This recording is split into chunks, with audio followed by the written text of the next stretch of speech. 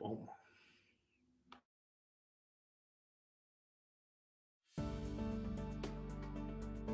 The Prison City podcast will be starting shortly.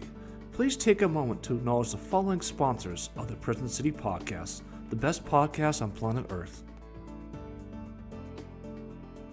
Prison Pizza. Come on down for the best pizza you've ever had in your entire fucking life.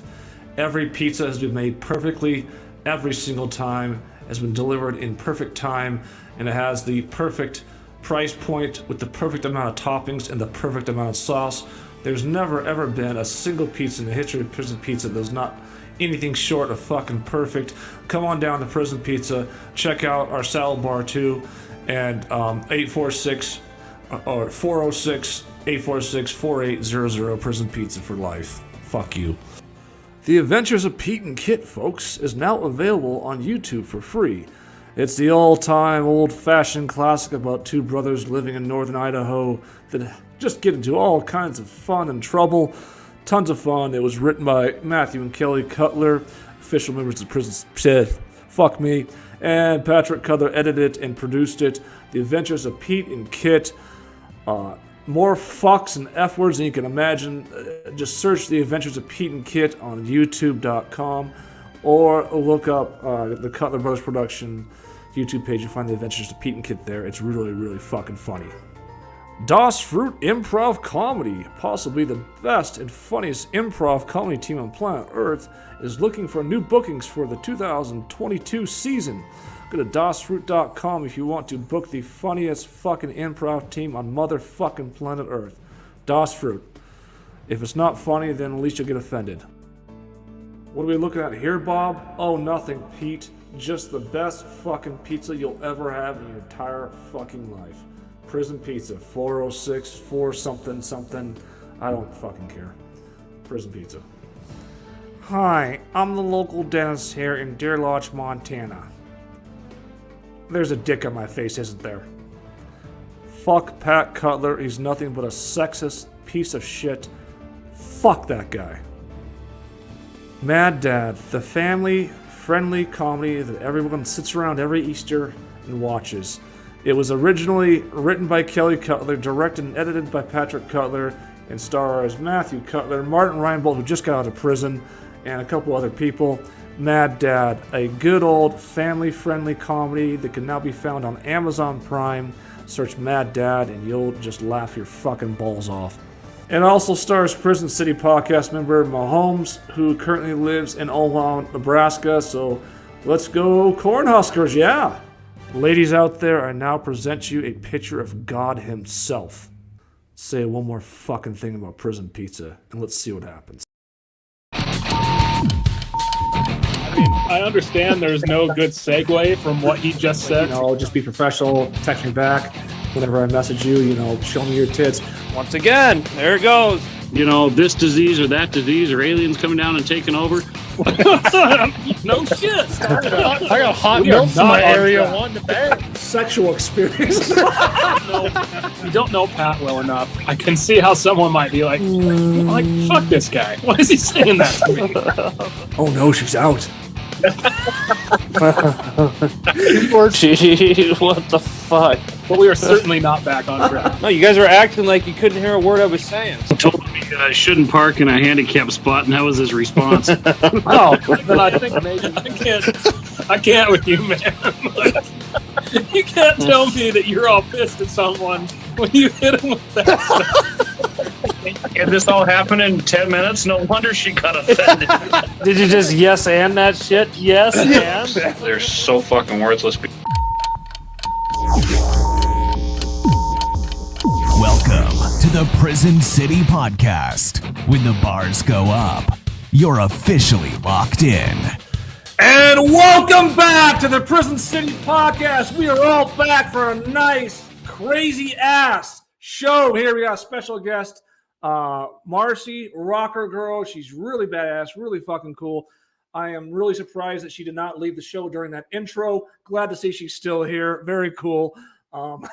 Very cool. I was not sure we were going to survive that first 4 minutes there, but I'm glad we did. She is actually from Philly, which is cool because I'm from Pittsburgh, Pennsylvania. Yeah, great show. Live from Deer Lodge, Montana. And Marcy, you're going to learn a lot about Deer Lodge, Montana that you didn't know in your entire life here tonight, including the War on Prison Pizza, which is a local restaurant that I have valiantly fought for, despite numerous aggressions towards me that were not provoked at all. Prison Pizza, you have to stop in sometime you come to Montana. Check it out. Tonight's show is going to be really interesting. Again, we have a special guest who is an actress, video vixen, former professional wrestler, writer, and much more. 2 weeks ago, I did say the voodoo stuff is going away 2 weeks ago. I was done talking about it. And no, it's not. I have an update on that. It's really interesting. We also went out to our first in-person horror film festival convention for Redgate in Detroit, Michigan. It was really fucking crazy. A lot of fun, a lot of cool people. I've got some stories from that. Without further ado, Mahowens, how are you feeling about tonight's show? I'm super excited to learn more about Marcy, and I honestly, I keep forgetting kind of what that intro is all about. So I'm thrilled that she didn't leave. Somewhat surprised. I expected to see 4 screens when we came back. But yeah, super interested to hear like her whole backstory, the acting, like the wrestling. I didn't know that part, writing and what that entails. So yeah, it's cool. I'm excited. And really, if you do that same intro, I'm going to count the F words next time, because it's a lot. It's a lot of them.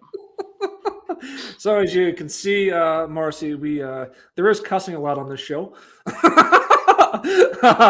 As you can tell from the intro. Matt, welcome to the show, buddy. How you doing tonight? Hey, thanks for unmuting me so I didn't have to do it myself and at the right time. I'm doing great, man. I thought I had technical issues already because I was like, so I went to do something while your intro was coming back or going on. I came back. I put my earbuds in. I was like, okay, I can't hear anything. Unplug it. I can hear it, but what are these stupid headphones not working? Then I realized, like an idiot, that I was using a pair of earbuds right next to me. And I didn't realize that they were not the pair that was plugged in. So great start for me. Great start. Great start there for Matt. And Kelly, once again, welcome back. Seems like you're having more tech issues than Matt tonight. It's either one of you two. Yeah, please call me Donald Bromley if you would. That's my name on the handle. Am I having tech issues? I feel like my tech's going just fine. Oh, so far was you're frozen. You look great. Oh, that's because I was placing a sports bet because I'm a degenerate. Anyways, Marcy Rocker. That's weird that once I went to Rocker and I picked up a lot lizard named Marcy, so we have that in common. But anyways, welcome to the show. I think this is my first show with a female guest because I wasn't on the one with Marianne, unless we've had another female that I'm not thinking about. Yes, that was the last female there. It was Marianne, who then turned around and launched a boycott against me a month later. Let's not talk about that. I was going to say, if I really hope history doesn't repeat itself for you, Pat. But if it does, Marcy, he still has some boycott Pat Cutler shirts in stock. And Marcy, Pat has a lot of trigger warnings, so watch out what you say because anything could send him off on a 30-minute rant. and also he's suicidal and a convicted felon. Come on, Jesus.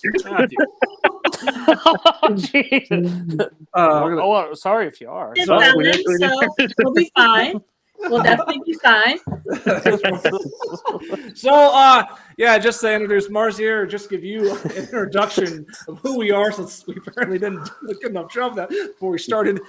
3 of us are brothers, me, Kelly, and Matt. And we started Cutler Brothers Productions, a theater company and film company, several years back, and then a pizza company later on, as you could tell from the intro. We're all from Deer Lodge, Montana, southwest Montana, between Butte and Missoula. Very cool area. And without further ado, let's introduce Marcy RockerGirl. She is from the great state of New Jersey. Just kidding. Oh, no. I'm definitely not from New Jersey. But it would be pretty cool if I was, though, because then I'd have one of those cool Jersey Shore accents. I mean, they say I have a Philly accent. I don't even know what a Philly accent is, but... I was going to say, if you are from New Jersey, go St. Peter's. I just learned that they're from New Jersey, too. Oh, they are. Shoot, I didn't know that. St. Peter's in the tournament. So, Marcy, you are an actress, a writer, video vixen, former professional wrestler. What do you have an opening statement prepared? What would you like to say to start things off here? I guess I would just like to say thank you so much for having me on the show. I'm excited. This seems like it's going to be a lot of fun. I actually feel really comfortable around a group of guys. Fun. They make me laugh. So yeah. So I feel totally comfortable. As far as the introduction is concerned, I consider myself mostly a writer. Songs. I wrote screenplays, poems, spoken word. I wrote a novel.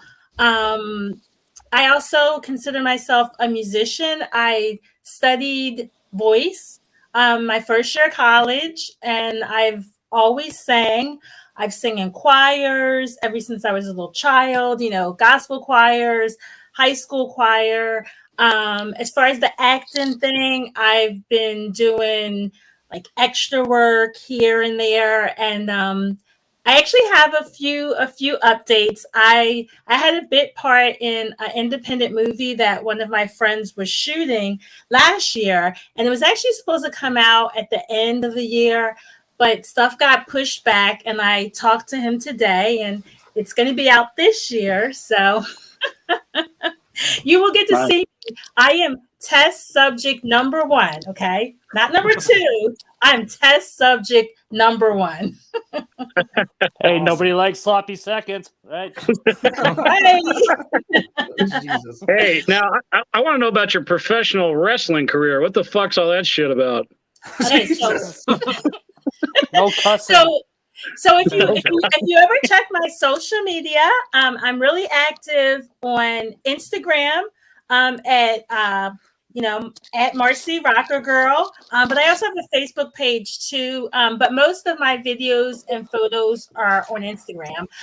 So I actually have some of the magazines that I was in, and mostly I did valet work. Like a valet is the person that walks the wrestlers, down the aisle. But I've also been in a few cat fights, and I've done a few wrestling moves here and there. But I went to professional wrestling school in New Jersey, which the Monster Factory is pretty much world famous. Like if you're really into wrestling, like a lot of famous people train there. And that's where I trained for a year. And how it works is they don't let anybody get near the ring or in the ring unless you're trained. Because wrestling is really a physically demanding sport. And when you're a woman at ringside, a lot of times men like to test you, so you need to know how to handle yourself. So I did that for a couple of years. Go ahead.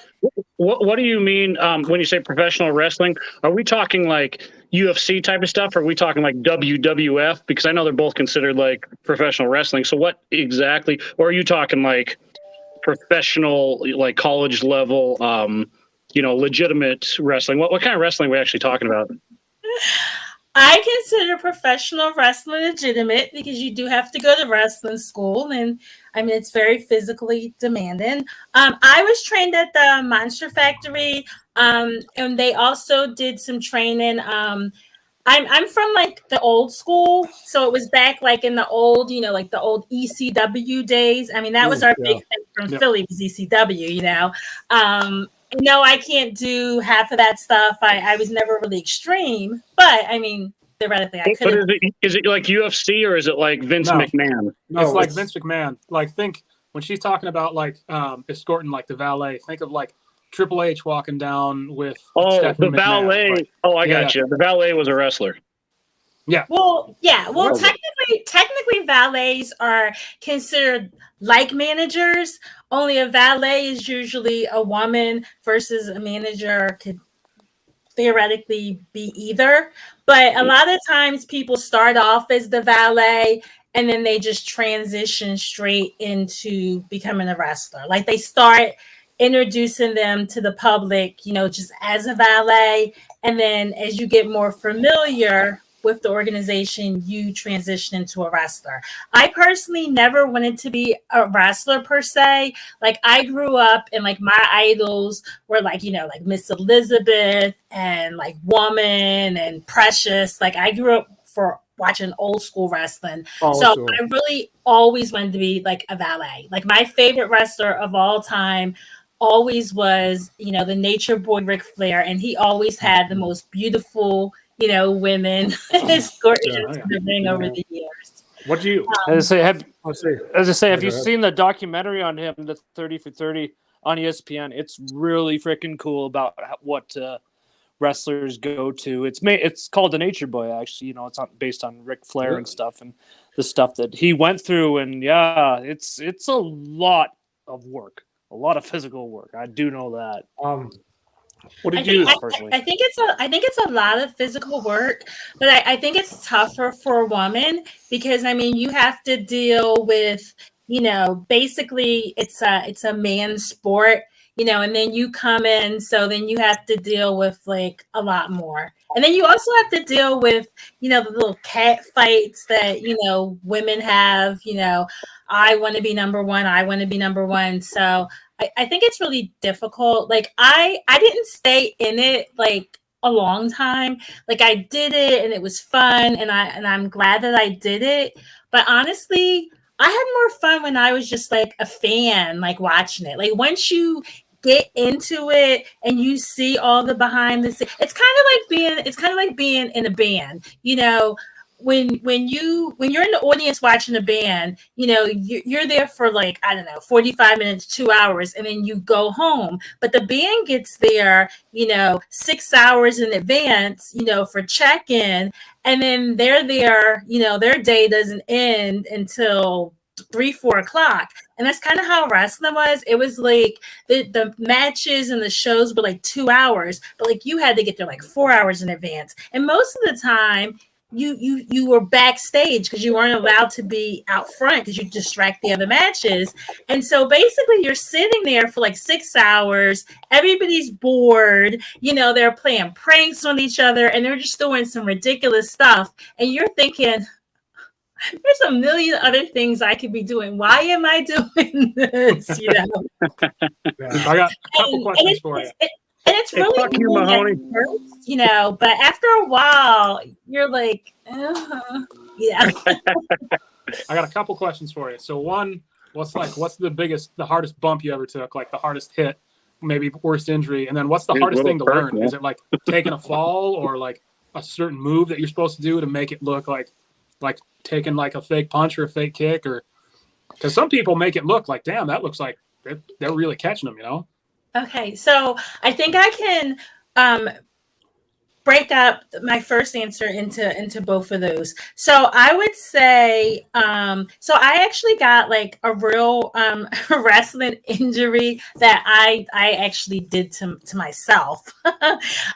There's a lot of different things that you really should practice, and then some things that you kind of just like ad-libbed at the last minute. And I actually I was managing a tag team and they had the belts, and because it was a small league, we had those big, huge, old-fashioned metal belts where, like a league that has tons of money, they're going to have, something prettier. Like we had something like old and clunky, and I accidentally like hit myself in the lip with this metal belt. And I was just bleeding and blood was gushing everywhere, and it was nasty. And it was funny because you could still see it. Like I didn't need stitches, and eventually just like crusted over. But it was like a year or two later, you could still see that little bump like right there, and eventually it just disappeared. But it was fun though because I could always say that like I had like this wrestling injury.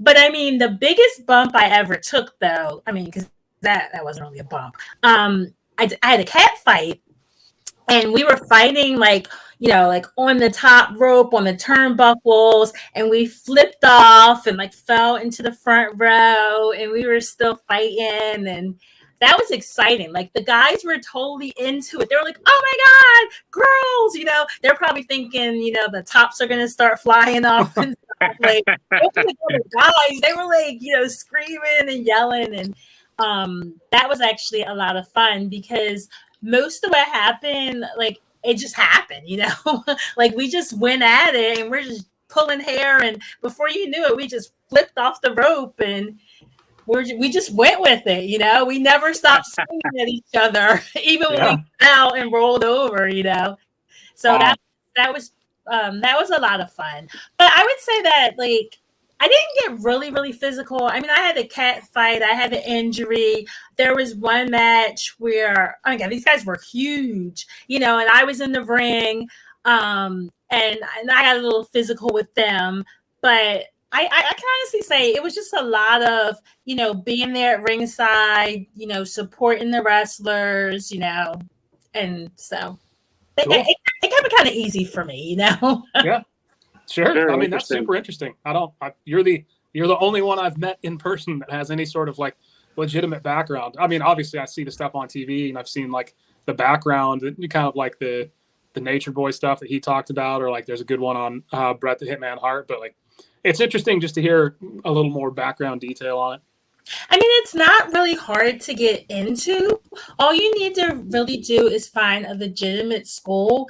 And me personally, I had read this old book. I mean, it wasn't even really like a book. It was like a pamphlet that I gotten out of the back of a wrestling magazine, and it was from Paul Bearer. And he was saying, he made such a valid point. He was saying that there was tons of wrestling schools out there, but you had to look at who's running the school. If that person never made it, there's no way you're going to make it by learning what they're going to teach you.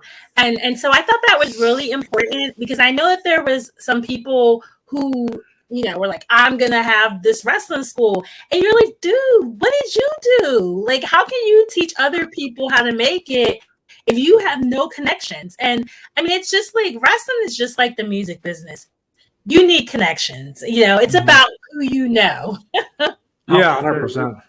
And like the right wrestling school, I mean, they set you up with everything. The wrestling schools will usually have their own matches like once a month.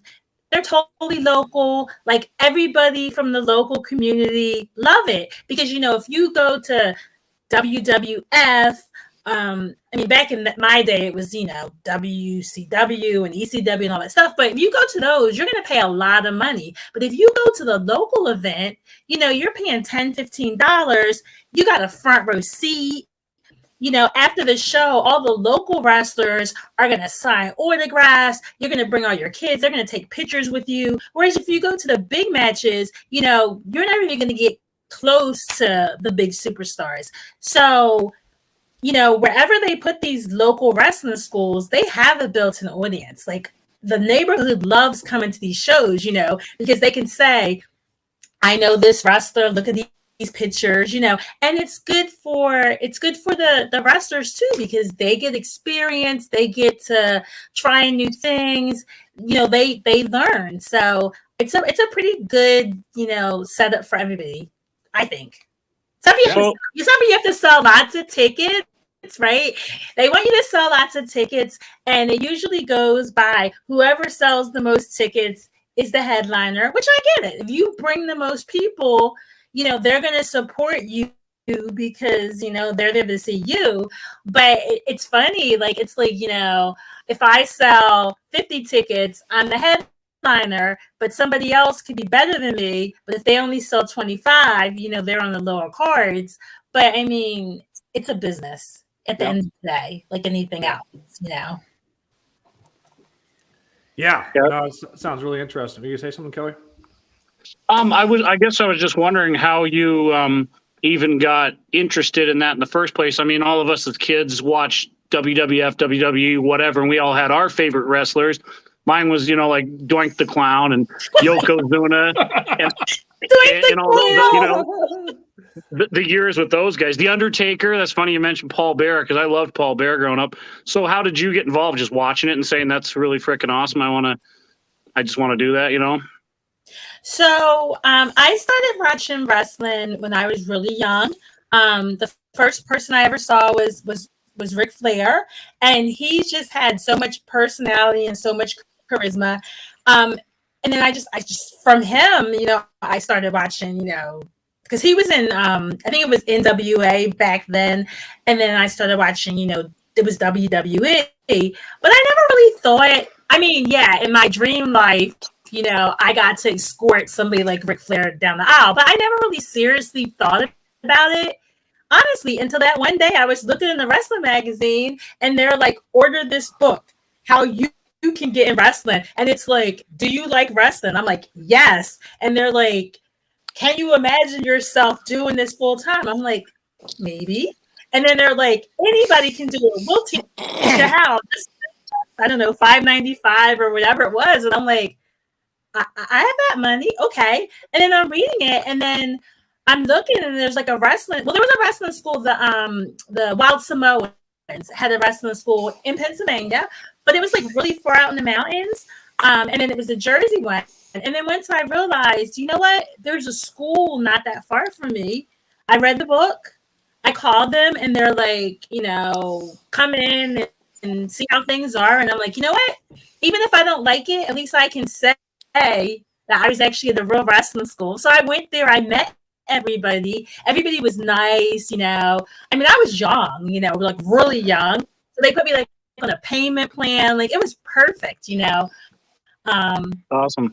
It was a good experience. Like I'm glad that I did it because it would have always been one of those kind of things where I would have been like, I wonder what happened, And I got to meet so many like wrestlers at that time because like the wrestlers that were signed to like the big leagues, like on their off time or like in between contracts, they would do a lot of local shows. So they would be obviously the headliners, but I got to meet. And my first, if you guys know anything about wrestling, so the first guy that I ever escorted to the ring was King Kong Bundy.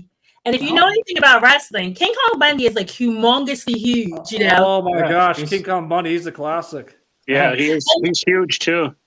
Yeah, and then and I like I'm this little girl, because I was like really young, like this little girl, and he's like this huge guy. But like he was the nicest guy, and like I was friends with him like for years after that because he was just the most awesome guy. And like somewhere I have that picture of me, and when I find that, I'm gonna post it to my social media for my Throwback Thursday. Me and my little top, and I have these little Daisy Dukes on, and then King Kong Bundy's like in the ring, and then I'm doing the count, the 5 count that he always make people do.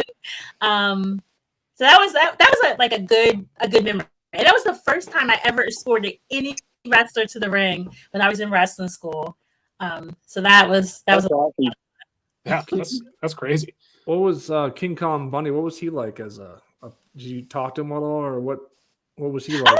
We were definitely friends for years. Like he was just awesome. Like sometimes he would just call me and we would just talk about like just a whole bunch of stuff. Like we never really talked about wrestling. We would just talk about like regular life stuff. But I found that about a lot of wrestlers, that they were like really down to earth. And when you're back there for 6 or 7 hours, you're bored.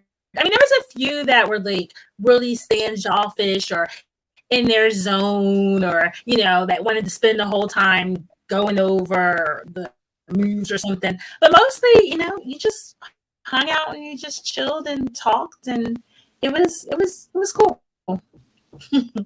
But I saw the dark side of wrestling, and once I started seeing that, and I didn't even get that far in wrestling, and I already started seeing the dark side. And once I did, I was like, no. And then I had some friends at the time who were signed to the WWE, and they were just like, "You're too nice of a girl. You're not going to make it in this business." And not saying it in a bad way. They were just warning me that there was like this big dark side that I hadn't seen, but if I get in deep enough, I'm going to see it. And after a while, I saw enough of it, and I'm like, yeah, I can't do this. Yeah, for sure. And by the dark side, are you talking like specifically the kind of stuff you see, like the pills, the booze, like kind of what people do to kind of numb the pain? I'm assuming that's what it's about.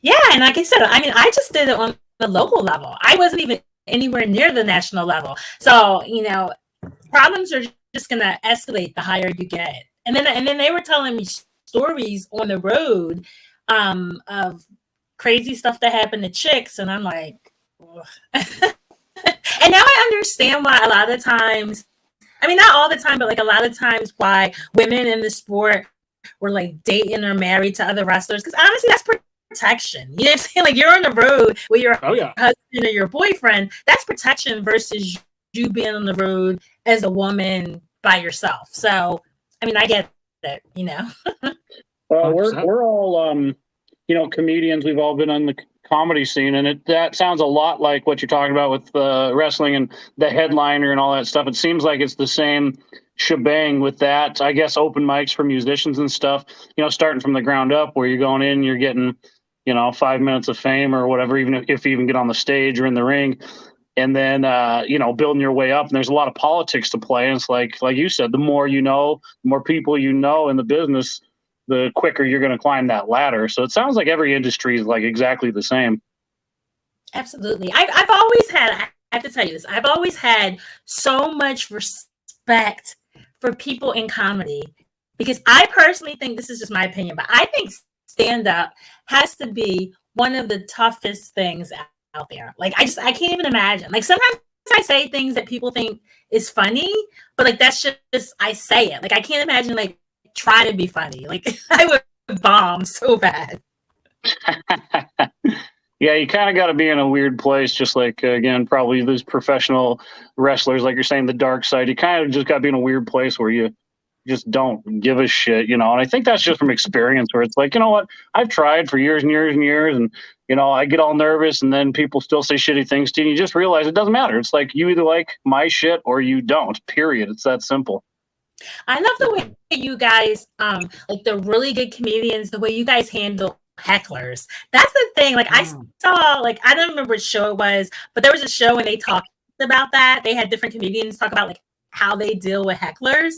And it's like, every time I go to a comedy show, I'm just like, I know no matter how good the comedian is, I know there's going to be somebody, and everybody's going to be like, oh, would you please shut up? And this person's going to be like drunk or just want attention.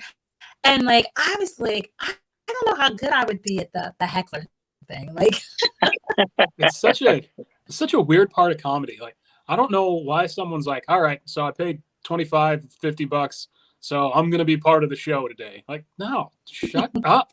No one came here for you.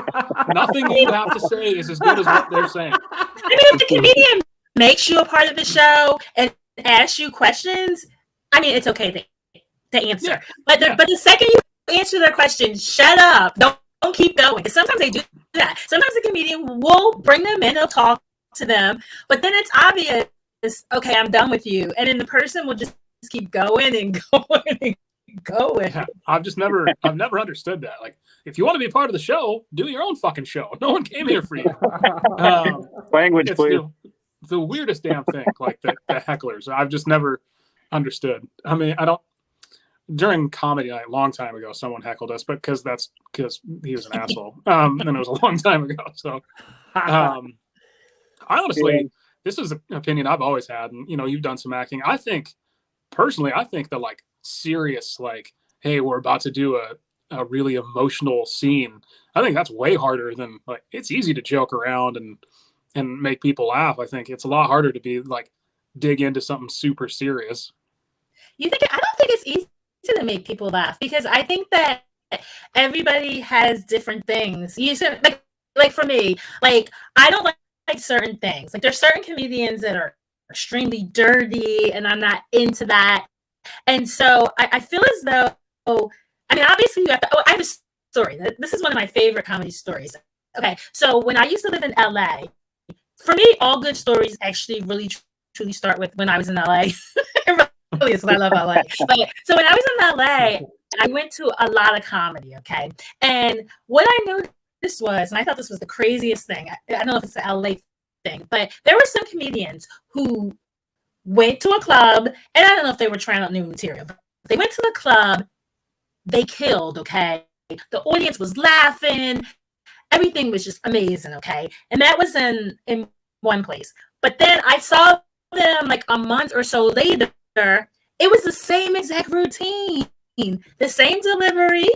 I still thought they were funny, but they bombed. And that's another thing. You have to know your audience. Like comedy is not one of those kind of things where you can take the same act like on the road to different audiences and different places and you kill. It's like the good comedians have like a basic, routine, but then when they get certain places, they'll change it and they'll add something personal to that individual town or that individual neighborhood. It's like they'll know their audience. And so I just thought that was crazy. I'm like, oh my God, this person killed at that other club. And I felt so embarrassed for them because I'm like, oh my God, they are so bummed. And I'm like, people are booing them. Oh my God. Yeah, we notice that all the time. And a lot of comedians, I don't know about the most professional ones, probably not, but there was a comedian in Chicago once. I wish I remembered his name, Puccelli. I can't remember his last name. But anyways, he did the exact same routine for like 10 years straight. And yeah, he got fairly big. He got on Comedy Central or something, Dry Bar Comedy. I actually saw him just a couple months ago on Dry Bar Comedy. I was like, what the fuck? And exact same routine, change up a joke here or there. But that's most stand-up comedians. They get a scripted thing. Hey, this works. We're going to keep this going. I'm not going to fuck with it. And that's why, we're improvisers. We're an improv team. I like improv so much better because I want it to be fresh every time. Even if it doesn't work, I want it to be fresh. I don't want to regurgitate the same fucking shit time and time again. One, I think I'd suck at it because I'm like, okay, in my head, here comes the punchline, and I think I'd fuck myself over.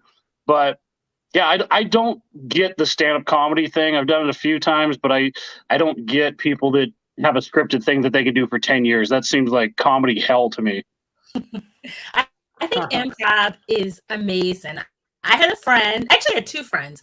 I had one friend who took an improv class and we got to go to their graduation ceremony. Then I had another friend who just did stand-up. But yeah, I agree. Improv, I think is amazing. Like how you can just like hand them ideas and just on the spot, they can just come up with a routine.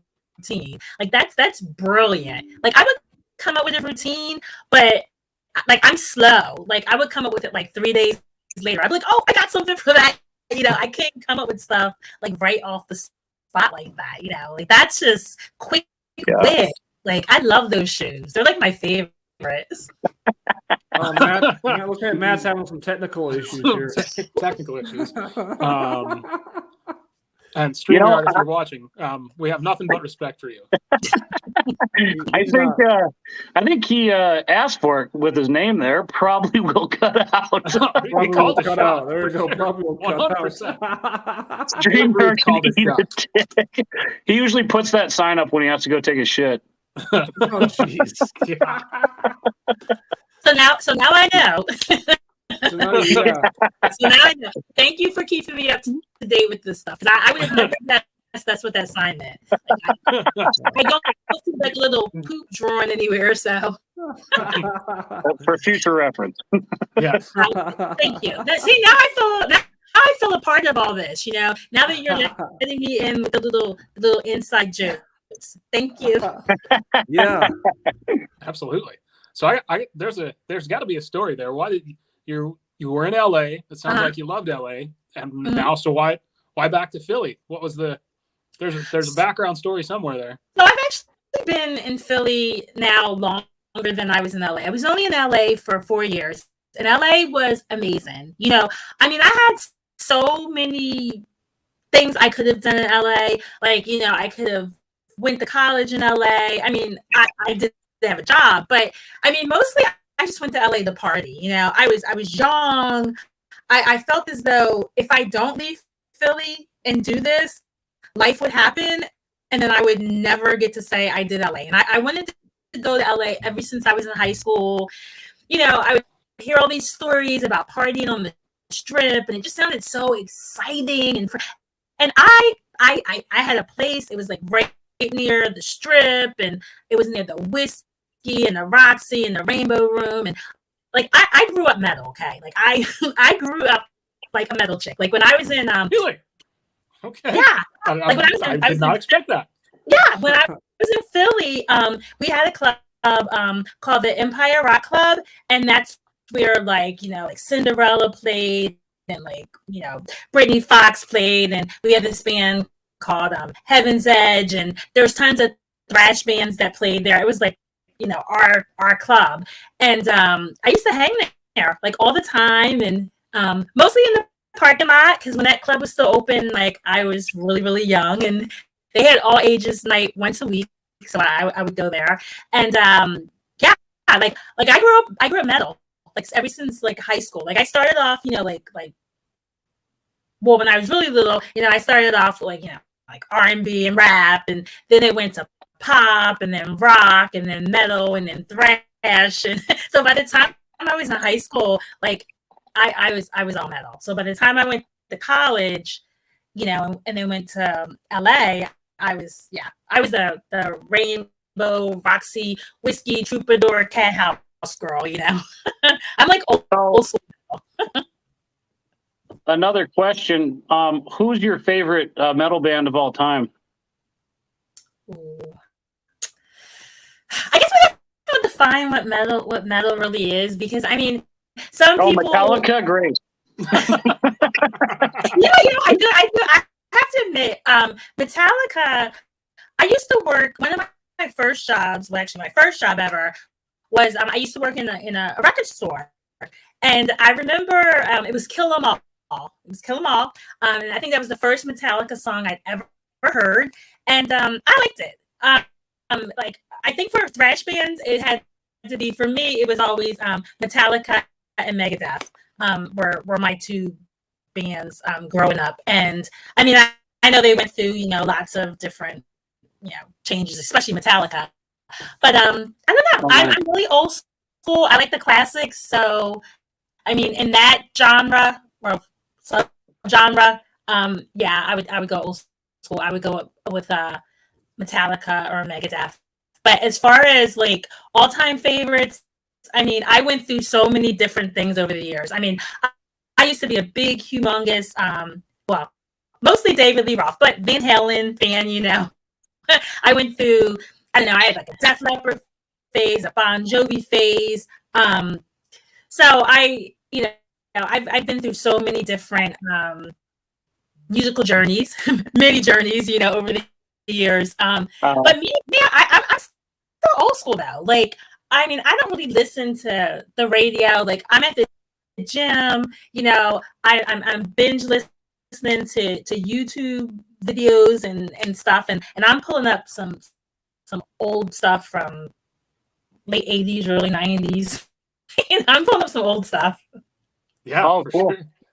Oh, but I didn't answer your question about LA. So I basically left LA after 4 years. I loved it. It was the best experience ever. But I was really young, and I was kind of missing my family. And when I think back now, that I'm grown and I don't see them that often, I kind of wish I had stayed. But if I had stayed, I would have never got into professional wrestling, because that actually happened a year after I got back.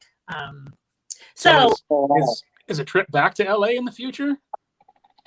A trip back to LA, and I am moving back to LA in a couple of years. So yes, nice. A trip back to LA this year to visit, because I haven't been out there in a little bit. I've been to Vegas maybe like 4 times in the last couple of years, but I haven't actually been back to LA for a long time. But yeah, the plan is, to go back and visit, and then I am relocating in a couple of years. Like Philly's done. Philly's done. I've been here way too long. So what do you like the Philadelphia Eagles and the shit, or are you just kind of living there for now? Like, do you have any ties to Philly, or I don't know if you said in your intro. Well, I was born and raised here. Oh, okay. And when you're Philly, you have to go all the way in. So for me, I'm all Philly all the time. I'm my homie Philly, always goes all the way in. Sixers, Flyers. I'm all Philly all the way. Now, when I was in LA, I had to be all LA, but now I'm back to Philly. I'm plus we have crazy fans here, and everybody knows that. So even though I'm a Philly girl, if I scream Dallas, they'll probably like chase me around the block. So the safest thing to do when in Philly is to like go Philly. You'll be okay. I got a question really quick, just because Philly kind of gets a bad rap, and maybe you could talk if you've been to an Eagles game or something. I hear that like the Philly fans are terrible to the away team. Is that true? Like, are they a bunch of pricks? I mean, not only to the away team, but to their own team if they're losing and shit. Is that just what everybody else thinks, but it's not true, or is there a lot of truth to that? So what I will say, because I love my Philly peeps, is I will say that Philly fans are extremely passionate about their team. I can great story here. Okay. So when the Eagles won the Super Bowl, that was the greatest moment in Philadelphia history ever. I mean, we were crying and hugging each other. Thousands of people spilled out in the street. It was crazy, okay? We love our teams, okay? We are passionate, okay? And sometimes that passion, kind of boils over into other stuff. But it's really, really like love for our team. Like we bleed green. That's the slogan. We bleed green. So and I'm right there with them. When they went to the Super Bowl, it was a big Super Bowl party with me and like 20 of our friends, and we literally cooked out the whole day. And when they won, we spilled out in the streets and we partied. There was fireworks going off. It was crazy. Like I literally was crying. Like, I mean, tears were bubbling in my eyes. It was like I was so happy. Like I didn't even think I'd be that. I was so happy. Okay, I was like, oh my god, they did awesome. it. It was like the greatest moment ever. Like Philly was just like so happy. If Mahoney came there and he was wearing his, they're playing the Falcons, he's wearing his Falcons jersey, do they treat the other fans badly, or does it just depend on the frickin' person? Well, Philly is not fond of Dallas, and I don't think they like Tom Brady either. But it just matters. If it's a team that's not playing our team, you might be all right. But if you come near like the game day or the game weekend wearing the other team's jersey, you might have a problem. Okay.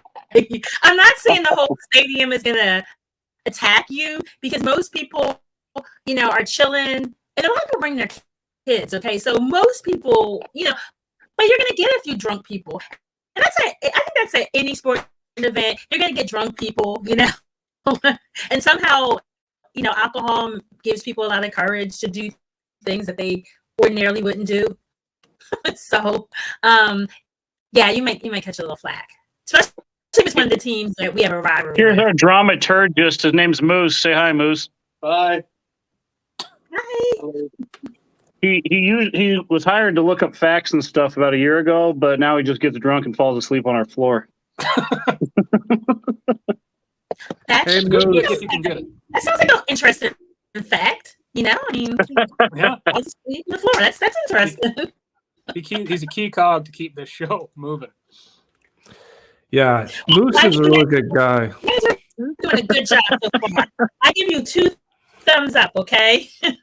I think, Mars, I think you're a great guest so far. You have a lot of interesting things to say, so I just want to take a general topic shift here, and I want to ask you a serious question here. I mean, it's not going to be serious at all. I already figured this out. It's not. It's not serious. Did the moon landing actually happen? Did we ever go to the moon? You know what the interesting thing about that is? My mom was a big conspiracy theorist. I mean, she's still alive, but she's not that bad anymore. But she was the one that put in my head that theory that they never really landed on the moon. She thought that it was like a movie soundstage thing, and all that money that we think is going to space travel is really going in somebody's pocket. I don't know. Like I don't know. And me personally, I get sick for everything. So I would never be one of those people who would be like, you know what? You need a volunteer to go into space? Me. No, I would never That's one thing I would never want to do. Like space travel, like no. Even if it's real.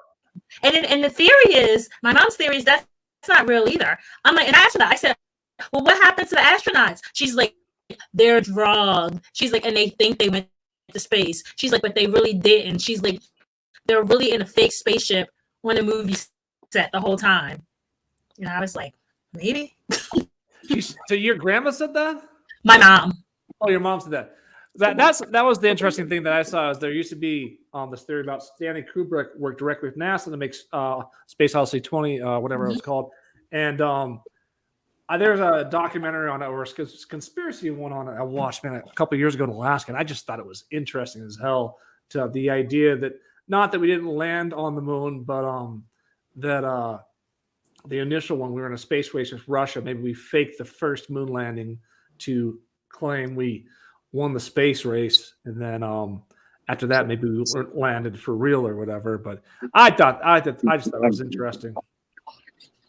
See, I personally, I have a lot of friends that like have all these conspiracy theories, but that's not really me. I mean, not saying I believe everything that they tell me, but it just seems like if it was something that big, somebody would leak it. Like somebody would just like, like hide out and would just expose it. Like that's a huge story. Like it would be exposed. Like so, yeah, no. Mahomes, do you agree with her or do you agree with me? I mean, so Marcy, if you're not, I highly doubt you've watched our entire catalog of shows. I don't blame you if you haven't. But this is it is a constant thing that's brought up. So I'm going to give it no more attention. Okay. I want to ask you a question. Oh, sorry. No, go ahead, Pat. I'll ask after you. Nah, this is take another shift. It's like so you like most Holmes said, you probably haven't seen our entire catalog of material. Fuck you. We can hear that, Matt. Matt, now, we can hear you. Watch the language, Matt. You're online. Well, let me Family just show. He's let me try to mute him. I don't think he understands what's going on here. Okay, I'm trying to mute him. I don't want anything to come over the air. Let me just remove him from the show for right now. You never know what Matt says when he's on the shitter taking a big greaser. He's off the show for right now. I want to make sure he gets through those issues, and I don't know if he understands that we can hear him live on the show. My question is, so I've done some voodoo. It's been a theme for a while. And I talked to psychics and things. It was all part of the research of the horror film. Is how I justified the whole thing. Sure. What do you think about voodoo and witchcraft? And do you think that works? Do you think it doesn't work? So, first, I want to make a statement here. I know this is probably going to get me kicked off the show based on what you just said a few minutes ago, but I don't watch nor do I like horror movies. I said it. No, cut her mic. Cut her camera. I knew it was going to get me kicked off, but I gotta start with that, okay?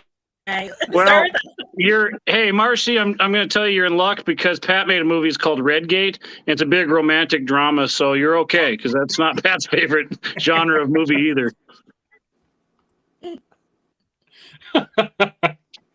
Anyways, that's cool. As for the voodoo stuff, okay, so I've never been to New Orleans. Okay, always wanted to go at the Mardi Gras, but I heard it's a party there every night. So I was actually had a hotel. I was going to do everything, and then my BFF tells me she wants to visit the Voodoo Museum.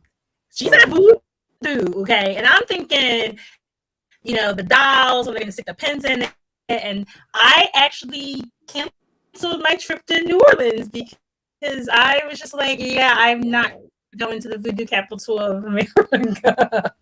So here's the thing about me. A little known fact about me. I don't think I've ever talked about it in any of the podcasts because, people hate the subject, but we won't talk about it a lot. But most people don't know this about me, but I am a Christian. So I don't do voodoo. But it's okay if somebody else does, as long as they don't make doll of me. Yeah, I used to be. I'll tell you this. You should stay Christian. I used to be Catholic, and then they kicked me out of the church, and a couple months later, went into voodoo.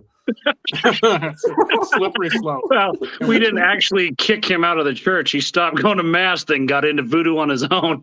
Yes, I think. Not to pick on Catholics, but most of my friends used to be Catholics. They have the most outrageous stories. Like they really do. Like I was never Catholic.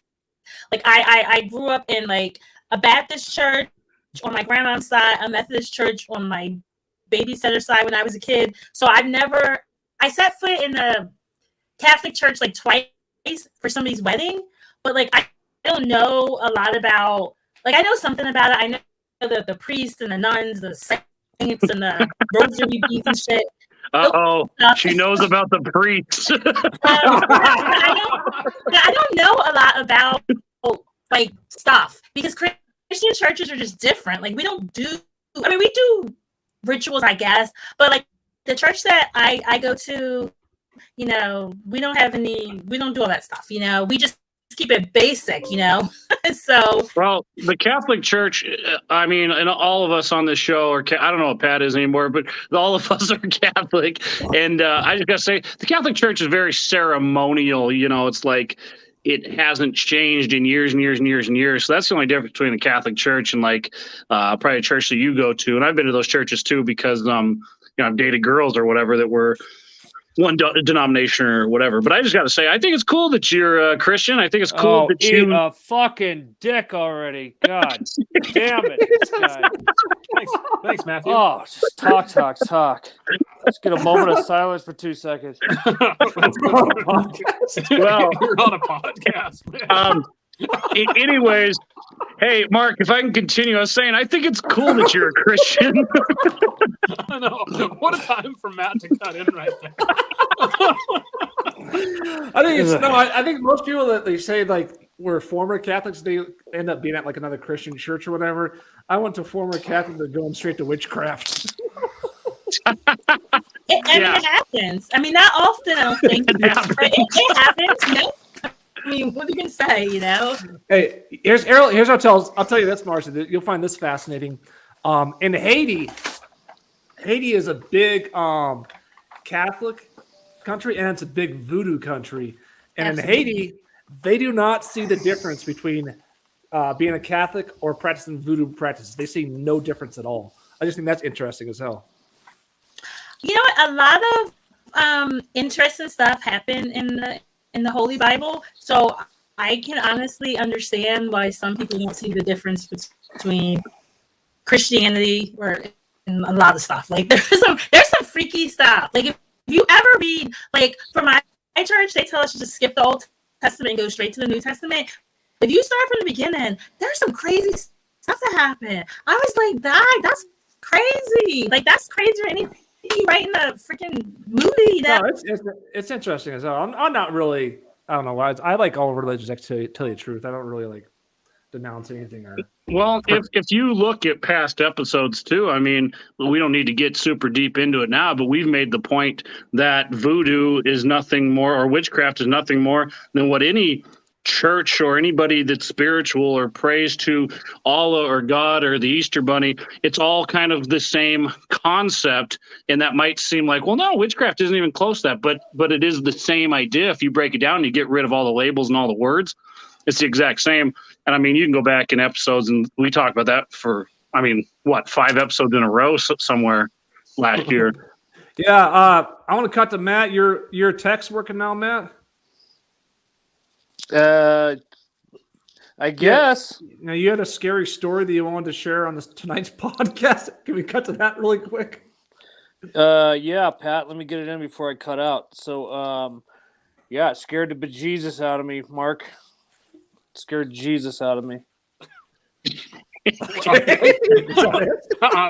I just wanted to get that out. So if I cut out the story, you could hear what happened. It scared Jesus out of me. Anyway, so Pat with his voodoo spells, whatever. So I go to bed the other night and actually had some Pizza Hut that night, and it gave me a horrible stomach ache. So I go to bed and About 10:30. I was really freaking tired because we got wasted all weekend. So really freaking tired. Go to bed. Wake up about 2:00 in the morning, and my living room light is on, which I find very weird because I'm not a person who just sleeps with any lights on or the TV or any music type playing, especially that light. And I know a lot of you have stayed in that upstairs apartment that like if you have to use a bathroom or something, you don't turn on the light because you have to like find the little cable and pull it down like one of those old school lights. So yeah, I woke up about 2 a.m. and I was like, well, that's weird because I know for a fact when I went to bed, I always like look at my phone and shit, and you can obviously tell if there's a light on in the living room. So I was like, okay, well maybe it's Kaya, maybe it's her, but no, she's just sitting there or sleeping. She's just sleeping, and I was like, well, this is weird. So go out there, look around, nothing. Turn the light off, and at the point I wasn't really thinking about it because, like I said, that freaking pizza gave me a stomach ache. Not even joking about that, but yeah, no, it's freaking weird because it's like it's a light that came on that wouldn't come on unless you actually got up there and pulled the freaking switch, and I wouldn't obviously notice unless one of us are sleepwalking. It was just freaking weird, so I turned it off last night and expected something to happen again, but nothing did. So that's kind of like a scary story. That's really freaking weird. That's really weird. The only thing that I can equate to that, Matt, is because they've been doing so much in the downstairs, maybe they snipped a wire, or maybe they did something funky. But then again, you said that happened after you went to bed, right? Yeah, I went to bed about 10:30. Probably got to bed 11, maybe later. And at 2:00 in the morning, yeah, they cracked my door. There's a light. I was like, oh, there must be someone in the bathroom. And I was like, no. Open it up. I was like, shit, that's the living room light. And wow, that doesn't make any sense. I know. No, it was definitely very weird because, like I said, you'd have to get up there and pull the freaking thing and we turn that light off. That light's not even on right now. We don't turn that on unless it's like we're doing something, Was it as weird as the guest leaving the show tonight, though, abruptly? Oh, did she? I think she had some tech issues or something there. We lost Marcy. Let me see what's going on here. Was it tech or? Is there a chance that like a cat could have like jumped and grabbed pulled the light? I know it sounds ridiculous, but it's like I feel like that's a legitimate thing that could happen. Professor Asshole? Yeah, that's exactly something that cat would do. Yeah, I think they say you don't know, I don't know. It might have been like, those things come down there a chain or like little balls and stuff. So you when you pull it, it goes into its spot, then the light comes on. So I think like Kaya must have pulled it just enough where it shut off, but something or whatever just kind of rotated back into its original spot and the light came on that way. But I don't know. Either way, it was weird, and yeah, it was definitely something that doesn't normally happen. So yeah. So I'm going to switch topics here a little bit. I want to get this one in because I'm going to a UFO virtual convention this weekend in the Metaverse. Not even joking. And I'm going to have my own booth set up for Redgate. Oh, here she is. Marcy had some technical issues, and she's back on. How you going, Marcy? Hey, Marcy! It's not the technical issues. It was that riveting story that you guys were telling me. Like my computer couldn't handle it. It was like, oh my God, that story is so fascinating. I'm like, no, hold on. It was like, no, we just can't handle it. That story. And it just blew the brains, and it was crazy. Hey, Mark, she turned around. I had to rub it and calm it down because it got overheated, and it was the craziest. I was rubbing it too, and Matt was telling that story. Jesus. It's no joking matter, people. All right, sorry. Pat was just talking about the metaverse, so Pat. Oh yeah. I was just a story, the voodoo, everything happened. This is a cool thing.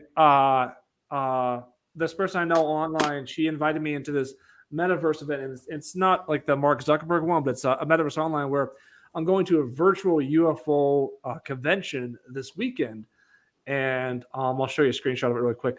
And I'm going to present on the Redgate movie for people who've been following that. Is it like in Roswell, New Mexico? Like, where's the virtual thing at? So the virtual thing is just online. Here, I'll show a screenshot of it right now. So this is me on there. And so I can go to like these places and stuff inside this virtual like metaverse place. Like I'll take you to the theater really quick. And like right here, I'll show part of my movie Red Gate right here, and people will watch it. No way. And then I'll go on stage and I'll like give a speech or whatever. What the fuck? And then let me go to the. Like how many people are signed up for this thing? There's like a lot of people. Let me go to the expo room really quick. I'll show you the expo. This is the Alker. And look at the expo room, expo hall. So, let me check. Is this even present? Oh, that's presenting good. All right. Cool. So wait. So when you sign into this thing, is like everybody's little emoji thing? Are they all going to be like there, like they're really in a convention, like all the people? Yeah, it's like everybody has an avatar they sign into. That's it, avatar. I can't remember what that thing was called. Yeah, the avatar. And the biggest thing, if you don't wear goggles like the Oculus Quest or anything, you're just there virtually. Mm-hmm. And here's kind of like the expo hall where they have everything set up. Let me go to the different booths. So let me run here. I got running legs. I can run. There we go. Holy. There you go. That's that Pat Cutler speed I remember. Hey, your guy looks like he has to shit when he runs, dude. Jeez.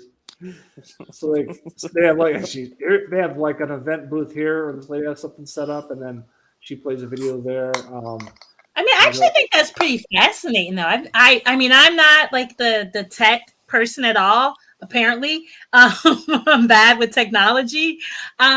So for me, that's totally like fascinating.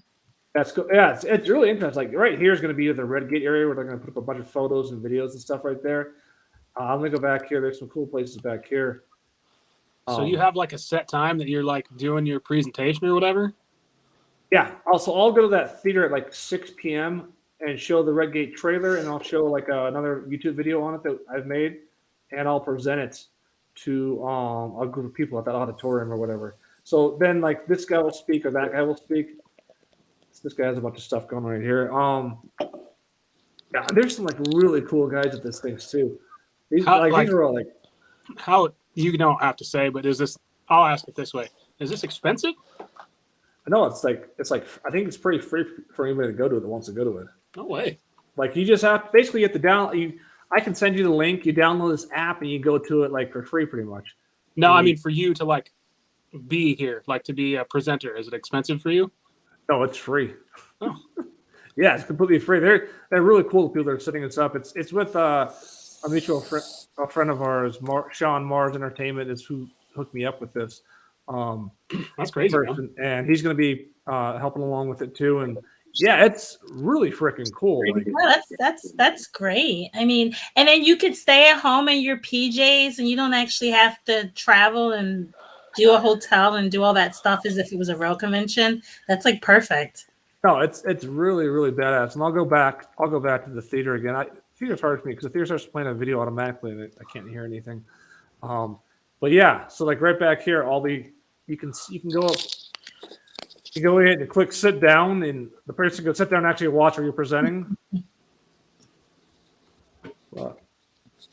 Technology is amazing. I mean, it really is. I mean, the stuff that you can do, I mean, it's amazing. No, it's crazy. So, yeah, that's happening Saturday, and it starts like noon or 2 p.m. Eastern time or something like that. And it goes all day. And then I'm presenting, I think it's 8 p.m. Eastern, and we're going to talk about Red Gate film and preview the movie or the preview of the movie and stuff. And then, yeah. Well, yeah, it's a cool idea. It's really a cool idea. I think that's where the future is now, because you can go on the Oculus. I keep missing these things, but you can go to right now on the Oculus Quest, you can sit courtside at like a Lakers game. Selected, not everyone, but selected games. You can sit on courtside for like free and stuff and watch the game with different people and avatars, which is really interesting. So it's a real game, and you're not there, but your avatar is there. Yeah. Yeah. So, but like the players though, are they freaking real? Like, Exactly. you know what I'm saying, or is it like a virtual? No, it's like rendition of them. Like you go, it's like NBA TV. You watch an NBA TV, and then you're there in person, though. Yeah, except you can sit there naked on your couch eating Cheetos. Yeah. And you definitely get arrested if you did that at Staples Center. Yeah. But you would be okay if you did that in Philly, as long as you put "Go Philly" on parts of your naked body. Like, okay. Hey, some of us don't have what you have, though. Okay. Yeah. Well, I hope none of you guys have what I have. Okay. Hey, and I did that once. Nowadays. Hey, Marcy, I painted a tuxedo on my body for prom. I spilled a drink and the paint ran, and everyone could see my dong. And you know what? I just met you, and I believe that story is 100% real.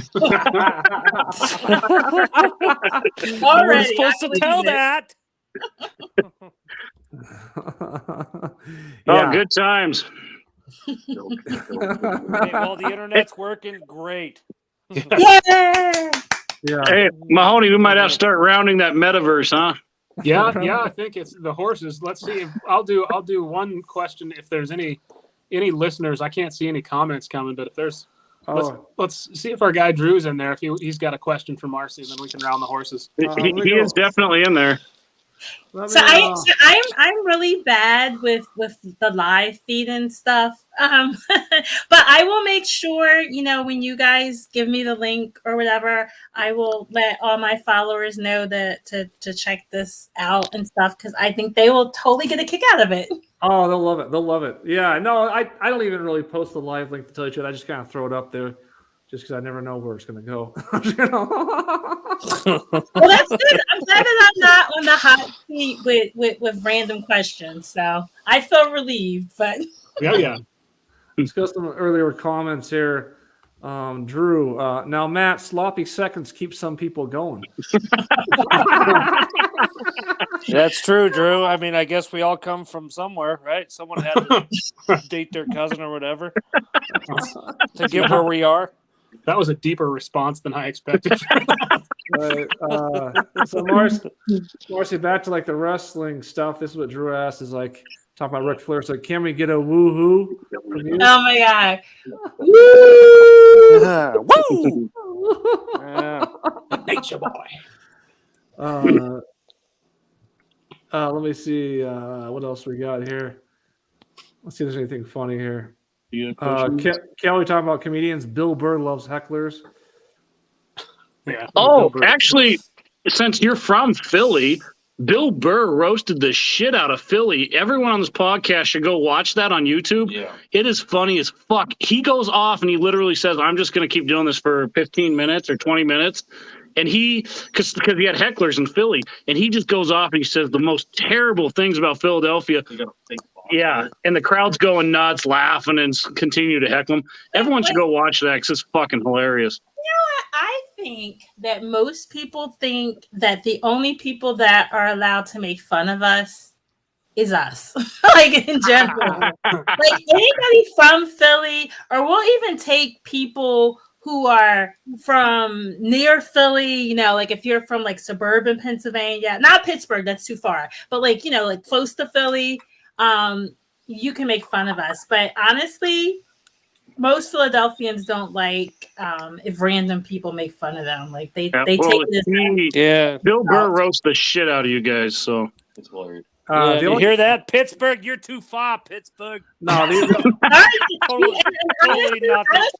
most Philly people don't like the Steelers anyway. So no. I'm sure fuck the Steelers. Oh, Pat, Geez, no, my biggest roast and my biggest roast on Philly is this. It's like, man, you guys are massive underdogs. Man, you're only the fourth fucking biggest city in America. Wow, you guys are giant underdogs. Hey, we rode that underdog thing for as long as we could. Okay, like we literally used that line up that year. No, it's like calling the Knicks underdog. I'm a Knicks fan. They just suck. And then Houston. What the hell? Are you talking to your boyfriend? Yeah, he's talking to his bookie over his right shoulder. Yeah, he's got his fly down over here. I keep telling him to get out of my house or I'm going to call the cops. So what do you think about that?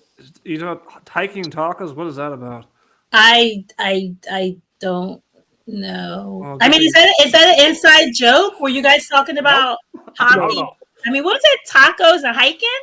I don't know what that's about. That's in the comments. You could literally see that if you want, Marcy. I don't know about the LA. I don't remember eating a bunch of tacos in LA. I actually have this interesting story. I was just telling my mom.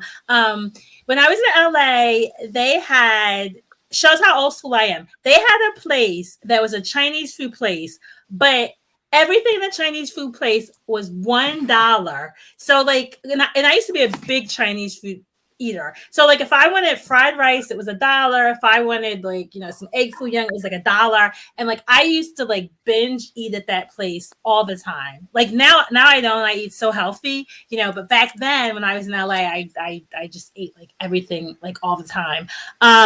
Hiking, I only went hiking once, and that was on a Carnival cruise, and it was the old ruins, and I picked the shortest, smallest ruins because I'm actually afraid of heights, and it was really tiny, but it looked great in pictures. Me standing on the top of it, it looked like I was like, a million feet in the air, and I really wasn't. Like, I think the ruins like flattened itself because it got like really old, so it like went from like really big to like really small.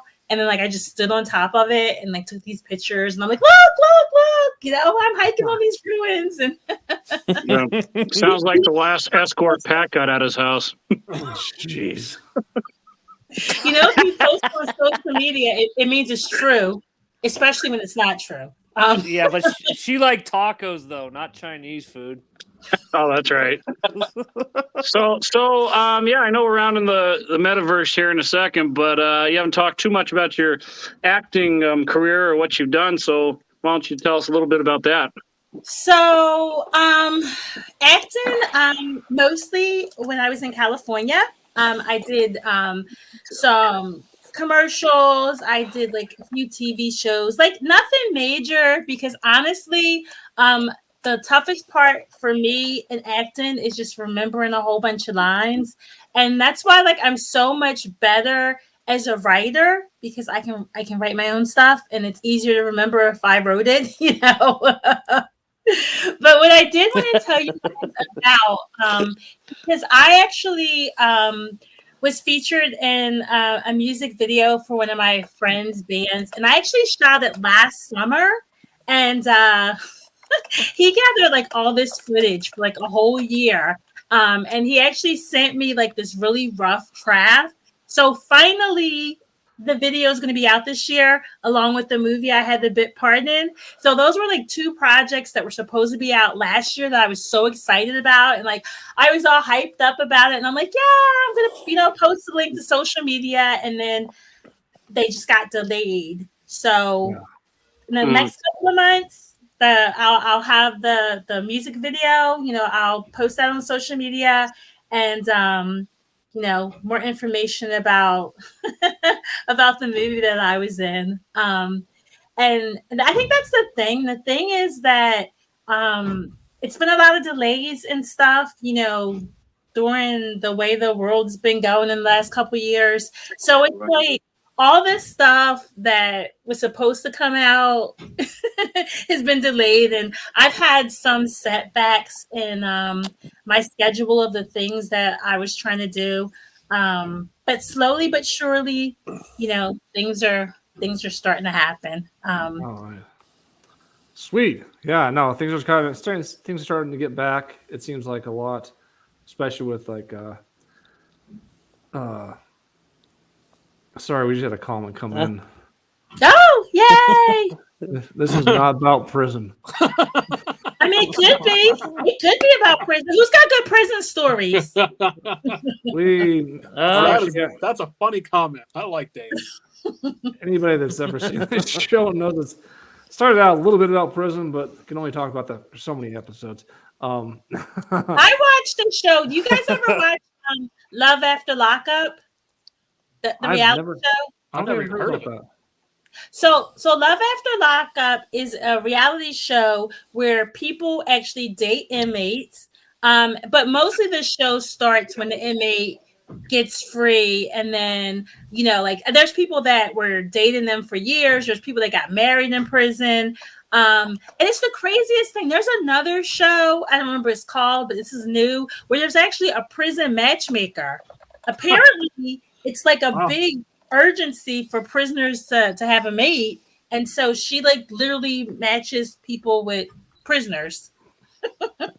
God, that's interesting. So is that is that like when it has to do with prison? I was gonna say I think I've seen that show. There's like people that are getting married in there that can only meet like for like 5 minutes, do their ceremonies, but yet they're both have life in prison, right? And they don't ever like get to see each other again, but they get married. I think that's what it's about. Unless I'm watching some weird shit. Well, no, that sounds like some really extreme. That sounds like some really extreme weird stuff. Usually in this show, it's only one inmate. Like the other person is like free, but for some reason, all these people in the world, they want to pick somebody that's locked down, which makes it even crazier. Like I get 2 inmates because I mean, who else are you going to be with? But like if you're like out and free, but you want to pick somebody locked up, like that's just. I mean, at least you always know where they're at. You never have to. They cheat. They cheat. You know why? Because other people, if they talk to multiple people, other people put money on their books too. So, like, you might give them some money, but if they're talking to 5 or 6 other people, they can have 5 or 6 times the cigarettes and stuff. Yeah, let's see. So, speaking of the prison, you hear that? Siren outside. Oh shoot, that's my feed. Yeah, that's the siren. So we're living. The reason it's called the Prison City Podcast, we live in a prison town, or the 3 of us do. We all grew up in this prison town called Deer Lodge, and when the siren goes off in town, which is across the street from me, you don't know if it is for a fire or for a prison escape. I just like how Pat's like, hey, that's my feed. We're a block away. Yeah. Wait, do you guys have lots of prison escapes? So, guys, the prison escape is the like long one. The fire is the one that goes on and off. No, they're both the same. I also live there. I'm pretty familiar with it as well.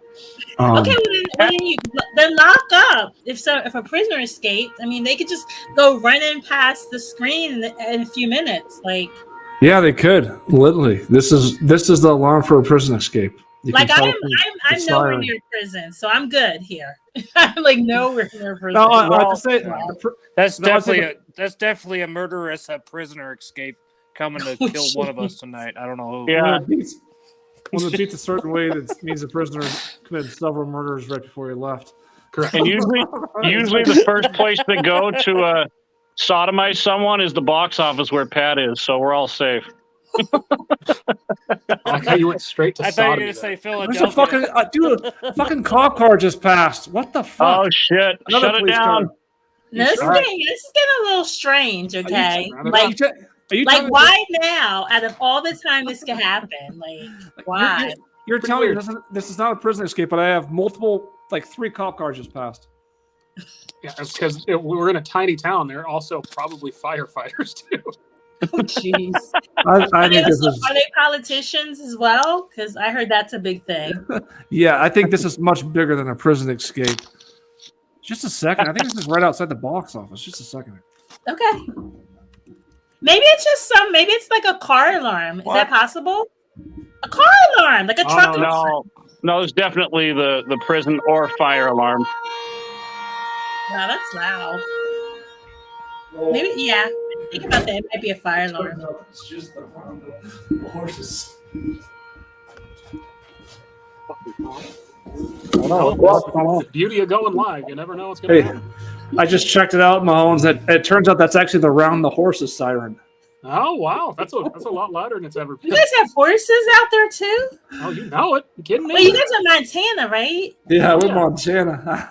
you know, I'm so bad with, like, when I was in elementary school, like, we had to learn all 50 states on the map. But I'm really bad with that now. Like, most of the time when people say places I've never been, that's the first thing I do is Google map of the USA. Wait, what's Montana next to? That's Midwest, right? Oh, no. We're Idaho, Wyoming, North Dakota. Idaho and You guys are up. Canada. Yeah, we're right by Canada. Yeah, next you to guys are Canada. up there.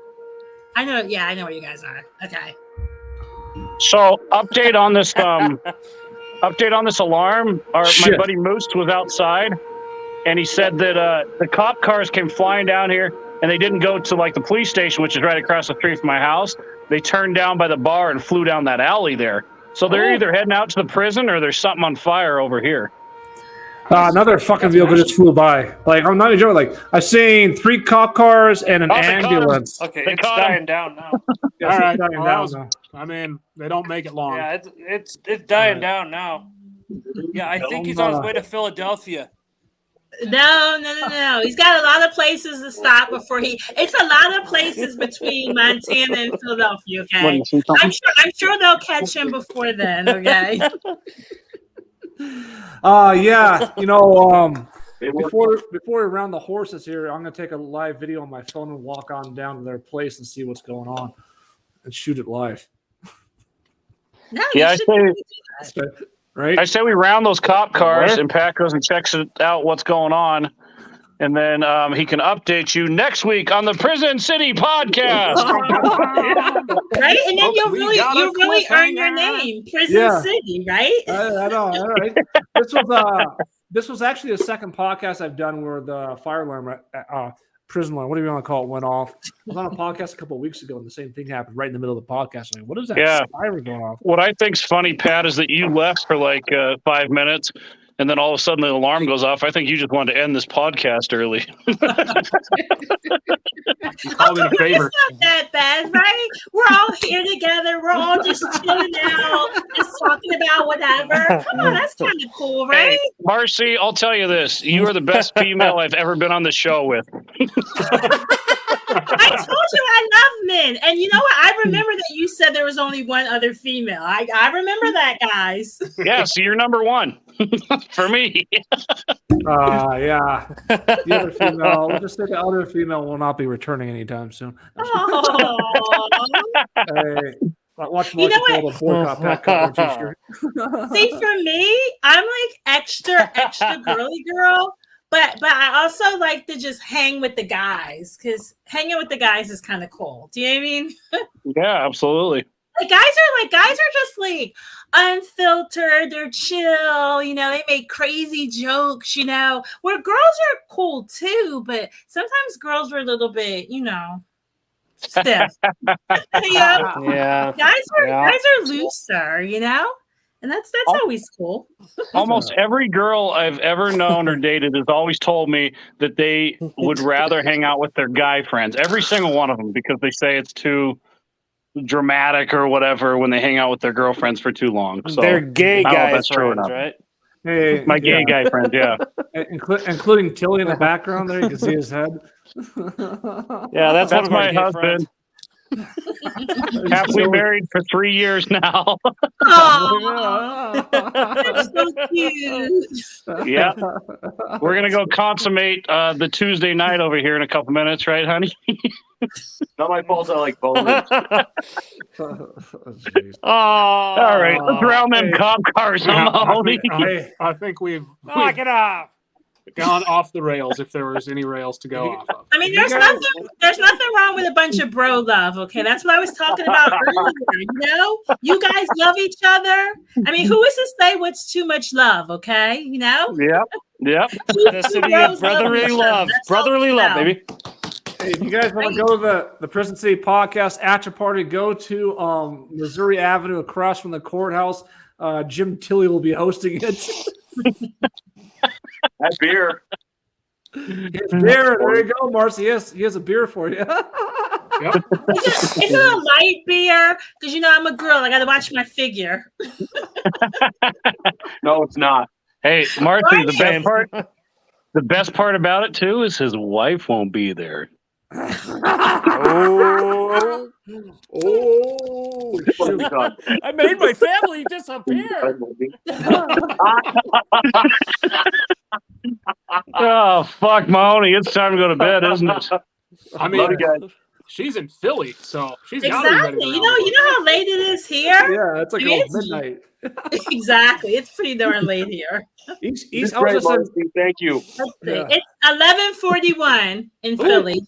I did. I was in Detroit last weekend. And it's like crazy. The Final Four basketball games are getting over like fucking 1 o'clock in the morning out there. It's like holy cow. Shit, stay late. But anyways, let's round those horses finally here, guys, tonight. Matt, since your tech stuff has been working the last 30 minutes, what do you have to say about tonight's episode? I just want to say thank you very much. I apologize to StreamYard. I think it's actually my fault. I just blame everything else on other people. Can't just like that. That was my freaking fault. But thank you, special guest. Have a great night.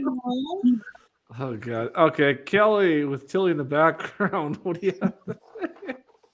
What's he doing? He's looking at my lizard. No sexual pun intended. Oh no! Can you imagine if someone was still listening and this was an audio-only podcast? I'm just looking at Moose. Yeah, it's gotten really big over the last couple of weeks, hasn't it? He's kind of shedding a a bit. What the heck is that? Right? Mm-hmm. Right? Why are you looking? It's a lizard. It's a lizard. That's Kelly's lizard. Yes. Yeah. Draw. Okay. I hope they're not an artist over there. That sounds like a lizard to me. No, he's a lizard and he's very thirsty.